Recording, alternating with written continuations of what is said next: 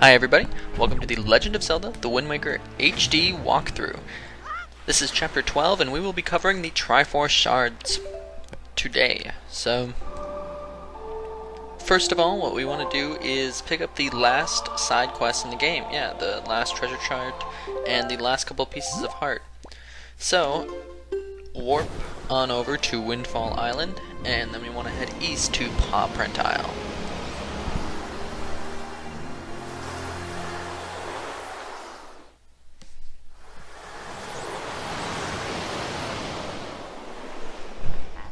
So if you've been looking at any of the charts that we've gotten, you'll notice that Paw Print Isle actually has two secret caves. I don't show that off here, but you can check for yourself. It's true, you'll see in just a second. So also, if you haven't opened your treasure charts from the Wind Temple yet, do so. We aren't going to pick one up in Paw Print Isle, but as soon as we're done here, we will. So, Paw Print Isle contains the last treasure chart that we want. So, head on over. On these small islands, you'll see that each one has a tree. Look for the island with a funny looking tree. It's more like a palm tree, or I don't know, it's funny looking. We weren't able to get there before because we needed the hook shot, so that'll be a common theme today. Places where we couldn't really do anything at because we needed the hook shot. So yeah, it's a palm tree that doesn't have leaves on the top. It's like a different kind. So just get close enough to use your hook shot, and then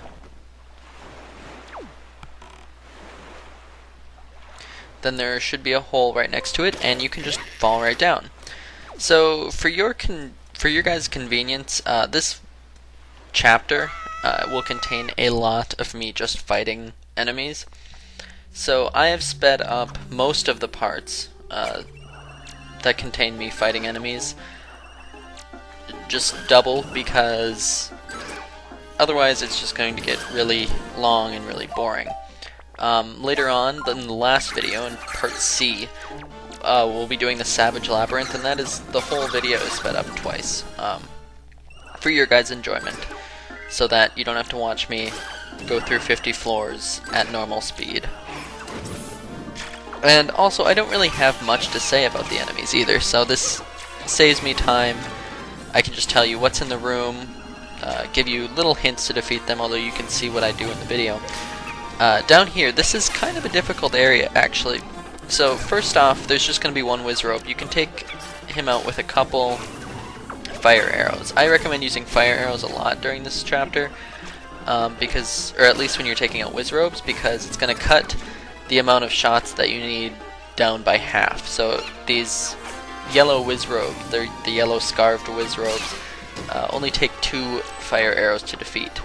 But there's going to be one right away, and that's not too bad to deal with. Then there's 2, again, not super bad, but then there's 3. And these yellow scarved Wizrobes will create moblins, bokoblins, and peahats, among other things, but just annoying enemies that'll get in your way of killing them. So, but once you've destroyed them, make sure you defeat all the other enemies that they've created, and a treasure chest will appear, which will open up treasure chart number 46. The 46th treasure chart, the final treasure chart. So, be proud of yourself if you made it this point. You've gotten all of the treasure charts. And this treasure chart also leads to the last heart piece. So we're going to pick those up right now too, before we start collecting any Triforce shards.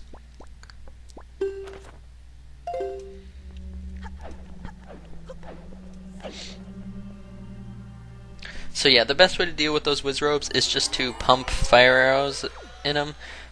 You might want to go to Windfall and buy a magic potion. Magic potions are actually probably more helpful in this game than red potions, or blue potions are probably the best, but if you don't have the you don't have the blue choo-choo jelly or the Bokobaba seeds, blue potion really isn't necessary because you also have elixir soup.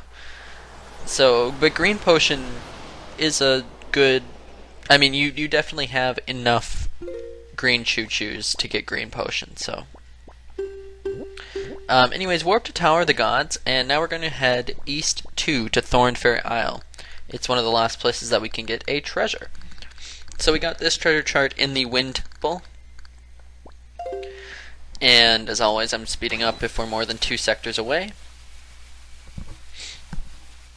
And this treasure chart will lead you to heart piece number 43. So one more heart piece to go and we are all finished. That is one thing I really like about this game, is the amount of, I guess, things you can do besides the main quest. It's not as much as Majora's Mask. Majora's Mask was just basically a side quest game, but there's still quite a bit you can do, and it's really, and I like how they put that together. So you feel really accomplished when you finish everything. Next, we want to warp to Southern Fairy Isle, or Southern Fairy Island, and we want to head south to Two-Eyed Reef. So we're going to put the treasure chest we just got, or treasure chart we just got, to use. And at Two-Eyed Reef, you can get the sunken treasure and get heart piece number 44, the final one in the game.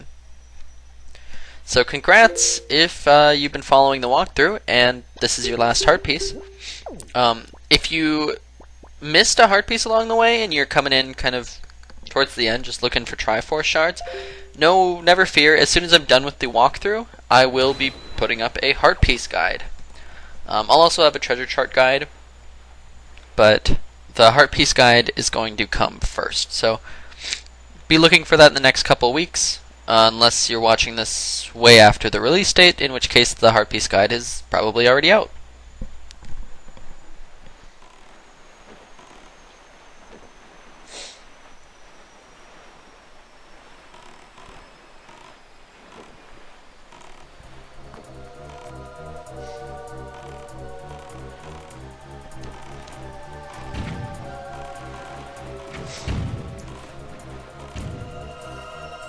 So this treasure might be kind of hard to get. What I like to do when there's a treasure in these reefs is just to go in head first and get the treasure, then warp out.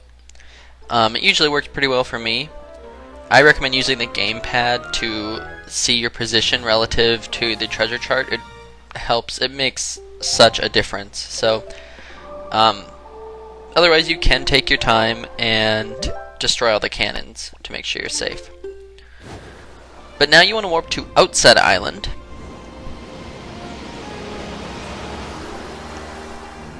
And we want to head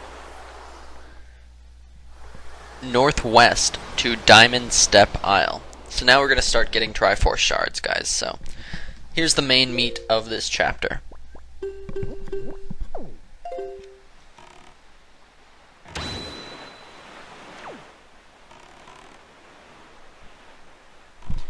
You'll also notice that we have one more treasure chart to pick up, or treasure chart to get from, like a sunken treasure to get from a treasure chart. That's what I was trying to say.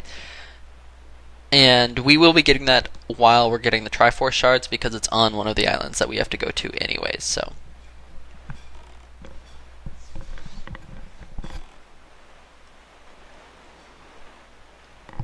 Also note that a lot of the the Triforce shards that we'll be getting are available to you before you do even the Earth Temple. So that's something to keep in mind if you want to break up this section. I'm putting in one chapter for the ease of you guys. I usually break it up and get what I can beforehand. This Triforce shard, however, you can't get until after the Wind Temple because you need the hook shot. Although I suppose you could just leave the Wind Temple with the hook shot and come get it, but that's no fun. So at Diamond Steppe Isle, we couldn't really do anything here before, except grab a sunken treasure. But now that we have the hook shot, we can hook shot our way up using these trees and fall into one of the holes once you get to the top. Also note that there's a blue choo-choo here. So if you are interested in that, you can go ahead and grab his blue chew jelly.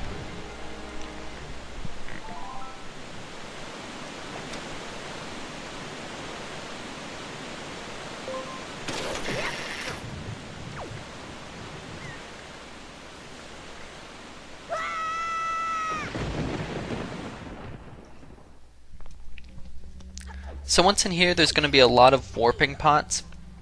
So hop into the one right ahead of you, and don't go into any of the two that you see here. Instead, go around the little wooden plank and defeat the floor master there. The floor masters will take you out of this place just as they would in the dungeon, but they're not too scary. So then go through the pot on this side. Up here, you can open the chest for a joy pendant. I guess you don't really need to get this, but it's a safer way in my opinion. Then you can hop down here, and there are a couple floor masters, but since you took this route, you don't have to worry about them. And just open the pot closest to the ship, and then jump out. Now here, you want to go to the pot that is diagonal from the pot that you came out. So you're going to have to take care of the floor master. But then hop in that pot, drop down, and we're already to the last pot. So yeah, if you're confused at this part at all, go back through the video, just go back a little bit and you'll see the exact path that I take. It's easier to see than for me to explain it. So open this chest for the ghost ship chart. So yeah, you might have already seen the ghost ship, but even if you sailed towards it, nothing would happen. You need this chart. You need to actually open this chart to activate the ghost ship. So there's nothing you can do until you get this chart and open it with the ghost ship. Actually, I don't know if you actually have to open the chart. I would assume you do, but I've always just opened it, so I can't tell you if you have to open it or not. But it's helpful to open it because it tells you which islands the ghost ship will be at. So when you open the chart, you'll notice that one of the islands is this island here, Diamond Steppe Isle. So just play the Song of Passing until you get to the night where the ghost ship appears.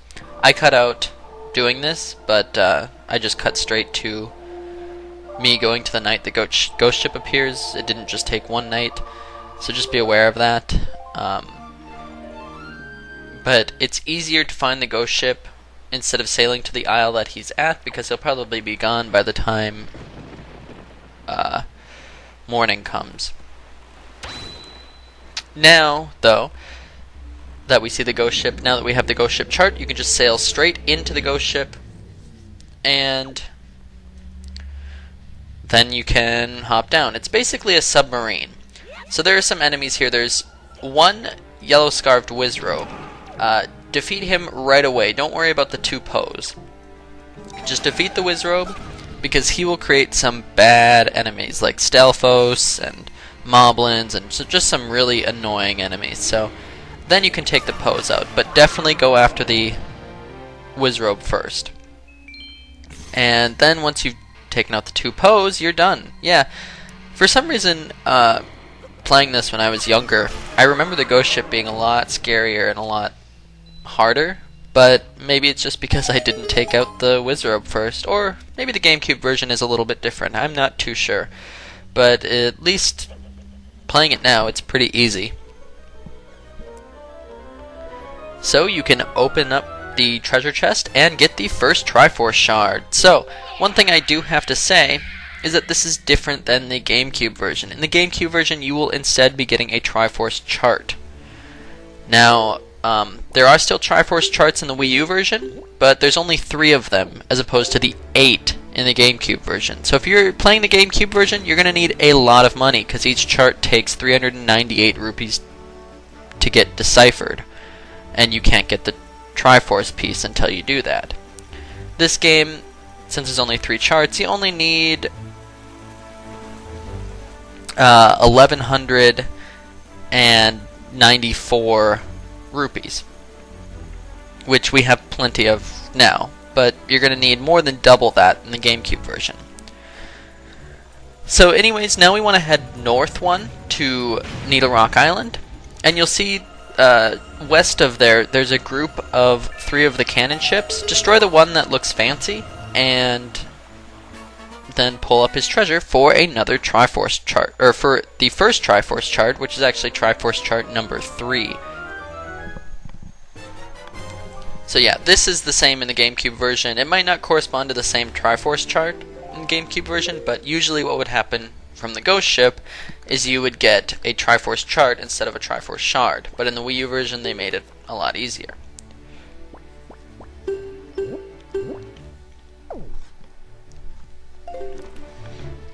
So now we want to head east one sector. We're basically going to be staying along this row for most of the chapter now.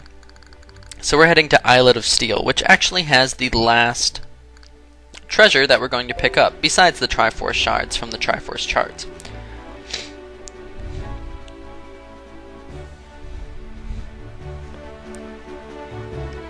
So yeah, if you're playing the GameCube version, don't worry, it's not that different.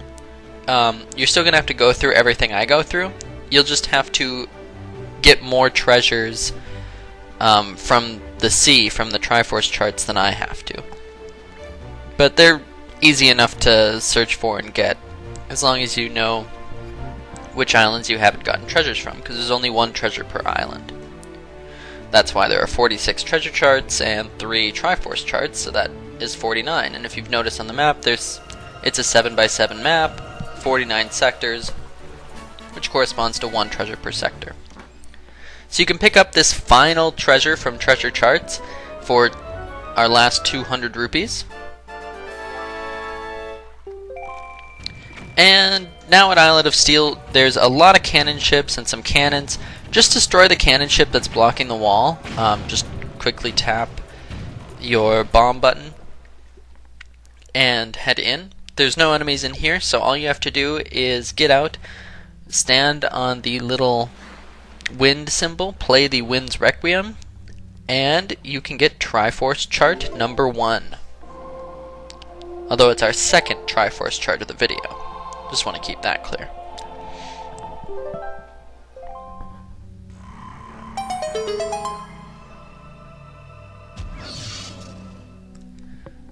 So once you're done with the Islet of Steel here, you can head back out, and we are going to head east one more sector to Stonewatcher Isle.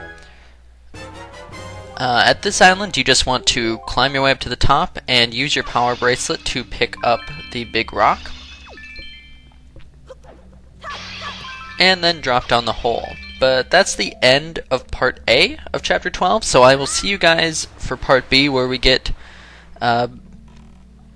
most of the Triforce shards.